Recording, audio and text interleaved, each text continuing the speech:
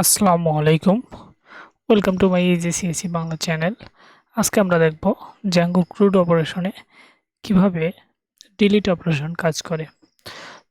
কথা না বলে শুরু করা যাক। আমাদের ডিলিট অপারেশন মানে আমরা গতদিন এখানে এডিট দেখেছিলাম, ভিউ দেখেছিলাম, আজকে আমরা এই যে ডিলিটের কাজ করতেছি। জাস্ট ডিলিট অপারেশন এখানে ক্লিক করলে, যদি আমরা এখানে ক্লিক করি, আমাদের এখান থেকে ডাটাটা ডিলিট হয়ে যাবে। সেটা আজকে আমরা দেখব। এর জন্য আমাদের কিছু কাজ করে নিতে হবে। প্রথমে আমরা একটা মেথড views.py একটা মেথড ক্রিয়েট করলাম স্টুডেন্ট ডিলিট নামে, এবং সেটা আইডি নেবে। এখন এটাতে যদি আমরা এখান থেকে ডাটা নিয়ে আসি, এই ডাটা নিয়ে আসার মতো জাস্ট ডাটা নিয়ে আসলাম। এখানে জাস্ট যদি আমরা data dot delete function call করি এবং রিটার্ন করবে রিটার্ন রিডাইরেক্ট, আমাদের এই বেসটাতে রিটার্ন করবে রিটার্ন রিডাইরেক্ট এই বেসটা। হ্যাঁ, আমাদের ডিলিটের কাজ মোটামুটি এখানে ফাংশনের কাজ শেষ। আমরা এই মেথডটাকে এখন ইউআরএলস রাউটিং করে নিব। এর জন্য আমরা ইম্পোর্ট করে নিচ্ছি, এখানে ইম্পোর্ট করে নিলাম। ইম্পোর্ট ডিলিট আইডি অনুযায়ী ইম্পোর্ট করে ডিলিট হবে। এই যে এখানে যা লিখলাম আমরা সেই ফাংশনটা এখানে লিখলাম এবং নাম স্টুডেন্ট ডিলিট দিলাম। এখন এখানে যে নামটা দিলাম সেটা আমরা যাব স্টুডেন্ট লিস্টের ভিতর। এখানে আমাদের ভিউজ আছে, আমরা এতটুকু কপি করলাম, Ctrl+C, এই বাটন এতটুকুতে পেস্ট করলাম। আমাদের urls.py এর এখানে যে নামটা দিয়েছি তা আমরা লিস্টেড ডিটেলসে এখানে নাম দিব। আমাদের এতটুকু ডিলিটের কাজ শেষ।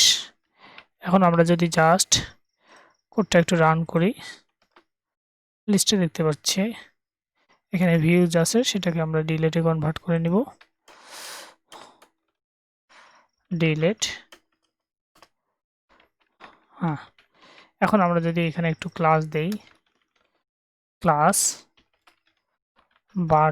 বাটন ডেঞ্জার দিলাম, এই ক্লাসটাই কপি করলাম, সরি Ctrl+C।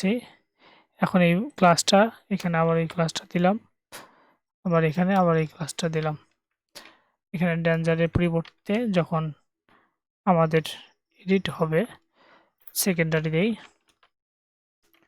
সেকেন্ডারি, আর যখন আমরা ভিউ করব তখন প্রাইমারি। আচ্ছা, এখন যদি আমরা এটাকে রিলোড করি তখন দেখুন আমাদের বাটনগুলো তুলনামূলক সুন্দর কালার ধারণ করেছে। এখন যদি আমরা এটাকে যেমন নীলা এর আইডিটাকে ডিলিট করতে যাই, জাস্ট এখানে ডিলিট ক্লিক করলাম, চলে গেছে।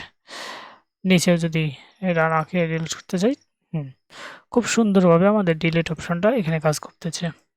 তাহলে আমরা প্রথম থেকে কি কাজ করলাম সেটা একটু দেখি।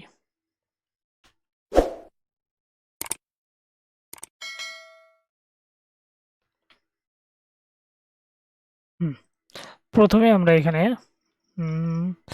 views.py এ গিয়ে একটা স্টুডেন্ট ডিলিট নামে একটা মেথড কল করলাম।